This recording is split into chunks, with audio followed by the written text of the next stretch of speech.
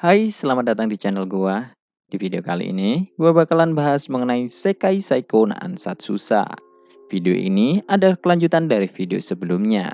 Jadi, buat kalian yang belum nonton video gue sebelumnya, kalian bisa nonton dulu di awal. Jadi, kalian bisa lebih paham tentang alur cerita ini.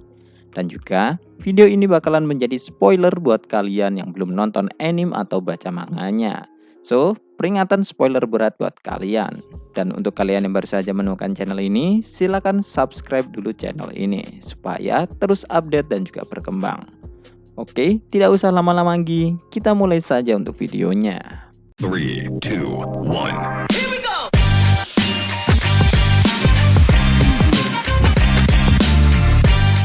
Cerita dimulai setelah negosiasi Luke dan Mina selesai. Luke saat ini baru saja masuk ke dalam kamarnya dan dia disambut dengan tatapan cemberut Claudia serta wajah sedih Tal. Melihat itu, Luke tahu bahwa mereka berdua telah berpikir aneh tentangnya. Jadi, Luke kemudian menjelaskan bahwa dia hanya melakukan pekerjaannya saja. Yang mana hal itu lalu dibantah oleh Claudia yang mengatakan bahwa pekerjaan macam apa yang dilakukan dengan wanita seksi di malam hari. Terlebih, seorang Count tidak akan memiliki kekuatan politik yang besar. Luke lalu mengatakan Count Granveld mungkin tidak memiliki kekuatan itu. Namun, semua pria yang terjerat olehnya pasti memilikinya. Dan Luke yakin pasti akan banyak orang di ibu kota yang sudah dijadikan saudara selubang olehnya. Mendengar itu, Tart kemudian bertanya tentang apa yang dimaksud Luke dengan saudara selubang. Claudia lalu menjelaskan bahwa saudara selubang adalah sebutan untuk pria yang pernah melakukan ritual mantap-mantap dengan satu wanita yang sama. Dan Claudia curiga bahwa Luke sudah bergabung dalam lubang itu. Mendengar itu, Luke lalu memeluk Claudia dan mengatakan bahwa wanita itu mungkin telah menggoda dirinya. Namun, Luke menolaknya karena Luke selalu mengingat wajah Claudia di hatinya. Setelah beberapa saat, Claudia kemudian memaafkan Luke karena tidak ada aroma wanita itu pada tubuh Luke. Dan juga, Claudia percaya bahwa Luke bukanlah orang yang bejat. Setelah pembicaraan itu, Tart kemudian memberikan surat undangan yang berasal dari Naois. Mengingat perkataan Marquis Granvellen ketika mengantarkannya ke istana, Luke sudah menduga hal ini pasti akan terjadi. Dan terlebih setelah Luke membunuh iblis dan diumumkan sebagai orang terpilih oleh gereja, hal itu menyebabkan Luke mendapatkan surat yang sangat banyak dari kalangan bangsawan. Luke, Claudia, dan Tart tidak bisa terus tinggal di ibu kota. Jadi, pilihan yang paling aman adalah dengan menolak semua undangan itu. Karena, jika Luke memilih salah satu dari mereka, maka hal itu bisa memperburuk hubungan Luke dengan bangsawan lain. Yang mana, bangsawan yang Luke pilih pasti akan membual kepada semua orang tentang Luke yang memilih bergabung dengan mereka. Luke adalah seorang ksatria suci yang berhasil membunuh iblis. Dan juga, Luke adalah orang yang dipilih oleh Dewi. Jadi, di mata semua orang, Luke adalah seseorang yang menjanjikan, yang diprediksi akan terus menaiki kelas tangga sosial. Tidak hanya undangan untuk minum teh, undangan yang dikirimkan ke Luke juga banyak yang berisikan tentang permintaan pernikahan. Hal itu mungkin karena mereka mengejar kekuatan Luke. Semakin besar kekuatan sihir seseorang, maka akan semakin tinggi pula kemungkinan anaknya mewarisi kekuatannya. Dan hal itulah yang mungkin para bangsawan itu kejar dari Luke. Dan di dunia ini, praktik menginginkan anak dengan gen kuat sudah umum dilakukan. Bahkan, tidak jarang para bangsawan menyewa pria berspesifikasi tinggi untuk menghamili wanita bangsawan jika suami mereka sakit atau ada kemungkinan tidak bisa memberikan keturunan yang kuat. Kecenderungan ini sering terjadi pada keluarga bangsawan dengan peringkat tinggi. Dan bahkan ada suatu kasus seorang putri bangsawan menyamar menjadi pelacur untuk mendapatkan gen dari orang kuat yang sedang dilanda nafsu birahi di rumah bordil. Status bangsawan sangat ditentukan oleh kekuatan mana mereka. Jadi, karena hal itulah banyak dari mereka akan membuang etika untuk mendapatkan hal itu. Luke akhirnya membaca semua surat yang dikirimkan kepadanya. Dan di saat dia membaca surat dari Naois, surat itu berisikan tentang daftar nama bangsawan yang telah berafiliasi dengannya. Dan setelah memikirkannya, Luke akhirnya memutuskan untuk menghadiri undangan Naois. karena di dalam surat itu terdapat nama Marquis Grenvellen dan Count Grenville, yang mana kedua nama itu tidak bisa diabaikan begitu saja. Terlebih, Luke tidak bisa membiarkan wanita ular itu untuk mempengaruhi para bangsawan muda, yang mana mereka akan menjadi pemimpin masa depan kerajaan ini. Mendengar keputusan Luke, Claudia dan Tad kemudian curiga bahwa Luke benar-benar memiliki suatu hubungan dengan Count Grenville. Luke sampai saat ini belum memberitahukan bahwa Count Grenville adalah seorang iblis ular, dikarenakan merahasiakan identitas Mina termasuk dalam perjanjian yang telah dia buat. Jadi, Luke kemudian menggunakan cara lain untuk meyakinkan Claudia. Bahwa dia tidak memiliki hubungan apapun. Yang mana, Luke kemudian langsung mencium Claudia dan lalu mengatakan bahwa Claudia adalah satu-satunya wanita yang dicintai oleh Luke. Dan jika Claudia masih meragukannya, Luke akan membuktikan keseriusannya dengan tindakannya. Mendengar itu, Tad kemudian langsung pergi dengan wajah merah dan mengatakan bahwa dia akan mengirimkan surat balasan Luke untuk Naois. Sementara, Luke membawa Claudia ke ranjang untuk melakukan ritual mantap-mantap. Selama di rumah, Luke dan Claudia tidak bisa melakukan ritual itu, karena ada kemungkinan mereka akan diintip oleh orang lain. Namun, karena saat ini mereka berada di istana, mereka berdua bisa melakukan ritual itu tanpa khawatir. Keesokan paginya, Luke, Claudia, dan Tad akhirnya pergi menghadiri undangan dari Naois. Pesta teh diselenggarakan di Villa Duke Gepis yang terletak di ibu kota kerajaan. Selama di perjalanan, Claudia terus mengeluh karena dia tidak dibangunkan lebih pagi, yang mana membuatnya harus terburu-buru ketika memakai make up. Mendengar itu, Luke memberikan alasan bahwa dia terlalu sibuk mengagumi wajah Claudia ketika tertidur. Sementara Tad mengatakan bahwa dia tidak berani mengganggu Claudia setelah adegan percintaannya dengan Luke kemarin. Meskipun Tad mengatakan itu, Luke tahu bahwa Tad kemarin mengintip dari lubang pintu ketika Luke sedang melakukan ritual mantap-mantap dengan Claudia. Dan tidak hanya itu, Tad juga telah melakukan sesuatu yang meresahkan ketika dia mengintip Luke dan Claudia. Luke berniat untuk berpura-pura tidak mengetahui apa yang Tad lakukan. Namun, meskipun begitu, Luke berniat akan memberikan beberapa pelajaran ke Tad supaya dia tidak memiliki hobi untuk mengintip. Dan juga, berbeda dengan biasanya, Claudia sekarang memakai gaun biru yang indah. Mungkin dia memakainya karena ini acara yang dihadiri oleh banyak bangsawan. Sementara, Tad masih memakai pakaian pelayannya. Namun, dengan melihat kondisi, Luke kemudian berniat untuk membelikan Tad gaun juga. Mengingat tidak ada aturan yang melarang seorang pelayan untuk memakai gaun. Setelah beberapa saat, mereka bertiga akhirnya sampai di villa keluarga Gepis. Dan ternyata di sana sudah ada banyak orang, termasuk Mina yang saat ini sedang dikerubuni oleh banyak anak muda. Setelah kedatangan Luke, Naois selalu memperkenalkan Luke kepada para bangsawan yang berada di sana.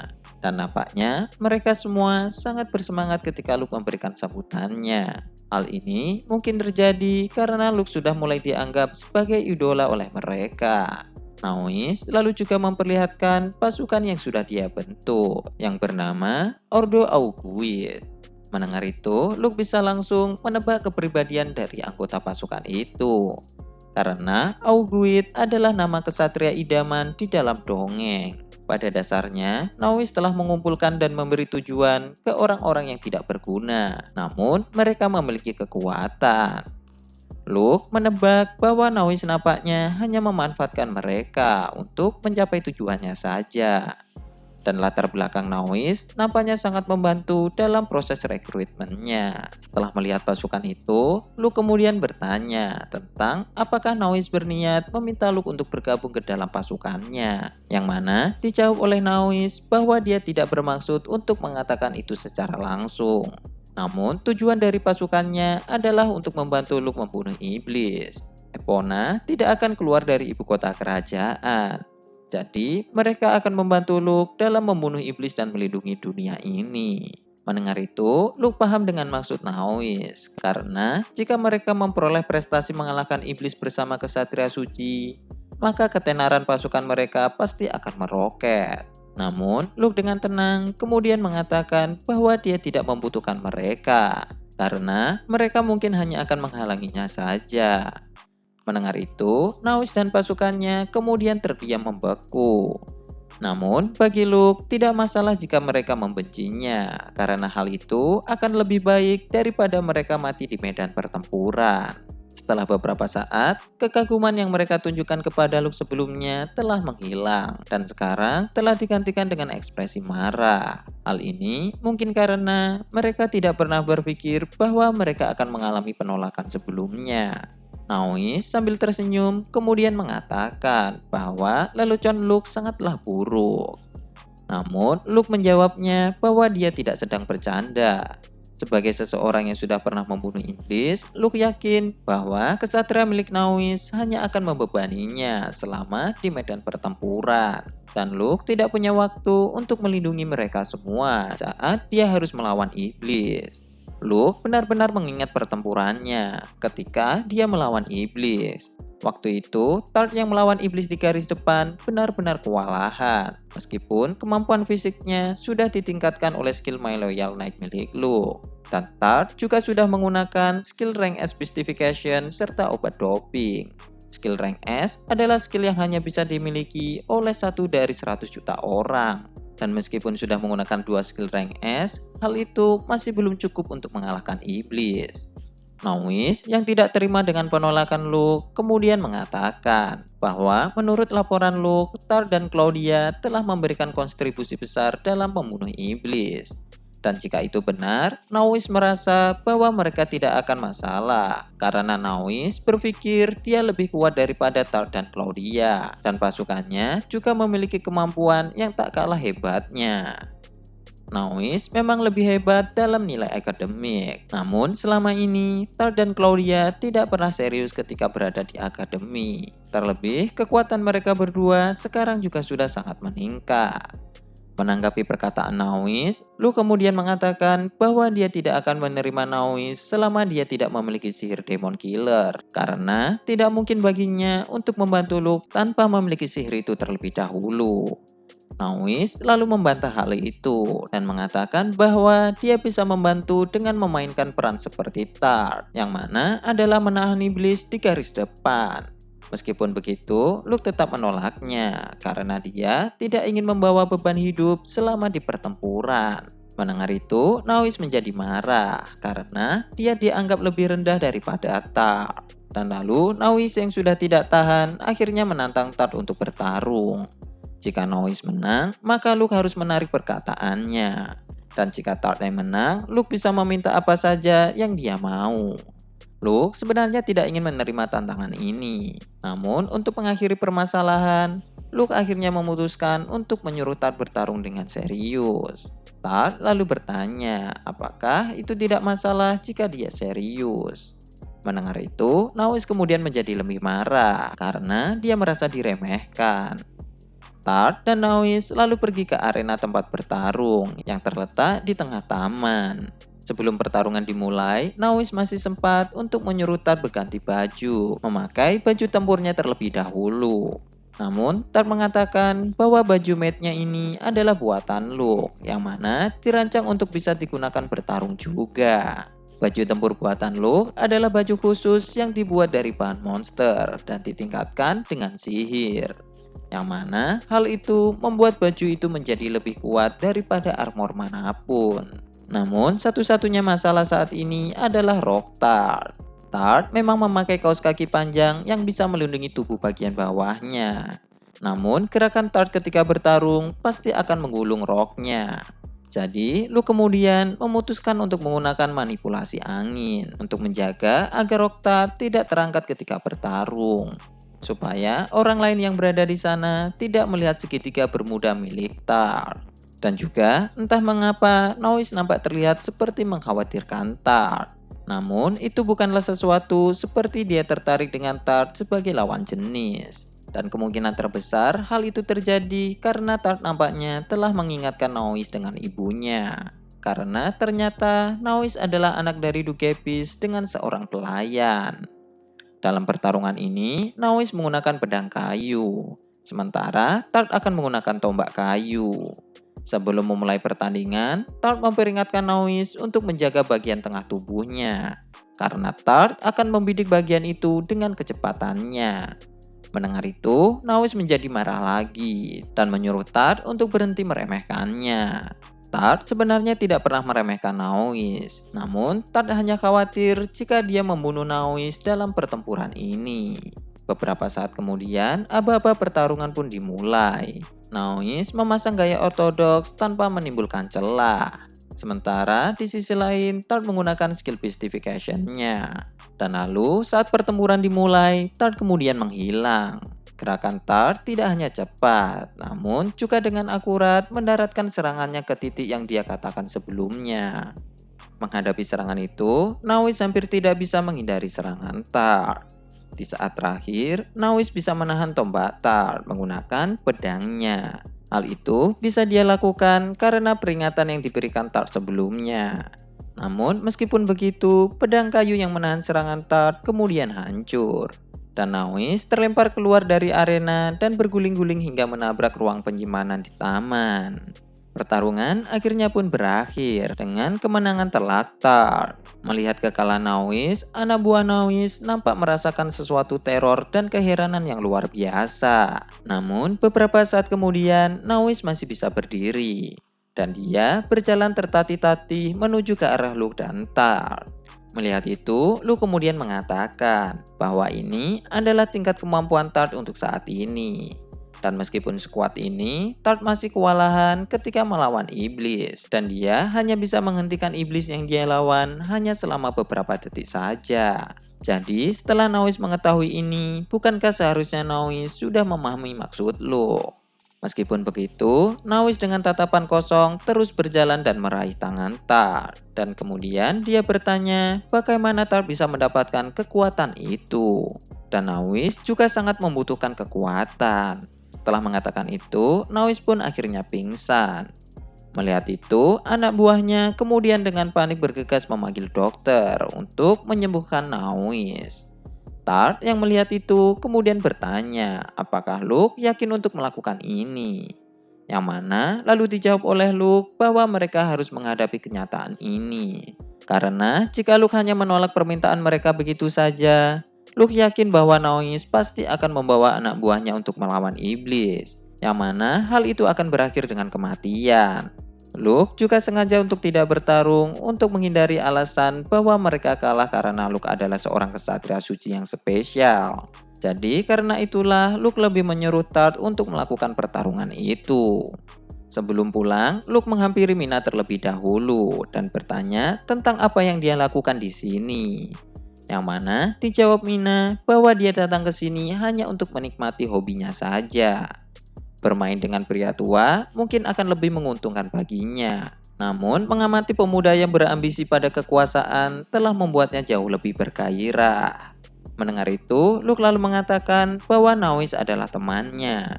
Jadi, Luke kemudian memperingati Mina untuk tidak melakukan sesuatu kepadanya.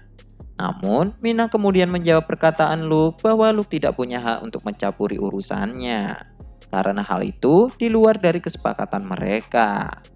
Memikirkan itu, Luke yakin bahwa akan ada kemungkinan Mina melakukan sesuatu ke Nawis. Jadi untuk mencegahnya, Luke kemudian menghampiri para anak buah Nawis yang saat ini sedang mengobati lukanya. Dan Luke lalu mengatakan bahwa dia ingin mereka menyampaikan pesannya ke Nawis setelah dia terbangun. Isi pesan itu adalah tentang hadiah kemenangannya, yaitu Nawis dan anak buahnya harus tidak boleh terlibat dengan Count Granville mulai hari ini. Mina nampak agak protes dengan tindakan Luke. Namun dengan cara ini, Luke bisa menjauhkan Nawis dan anak buahnya dari Mina. Luke, Tart, dan Claudia akhirnya pun pergi dari tempat itu. Dan Luke berpikir untuk memantau Nawis menggunakan jaringannya sebagai ilik balor. Karena Luke merasa khawatir bahwa Nawis akan melakukan hal yang sembrono. Dan Luke berharap Nawis tidak akan tersesat. Oke, sekian dulu untuk pembahasan di video kali ini. Dan kelanjutannya akan bakalan kita bahas di video selanjutnya. Terima kasih buat kalian yang sudah berdonasi dan semoga rezeki kalian terus bertambah. Dan jangan lupa tulis pendapat kalian di kolom komentar dan juga share video ini untuk berbagi ke teman kalian. Terima kasih sudah mendengarkan dan goodbye. Dan jangan lupa untuk subscribe.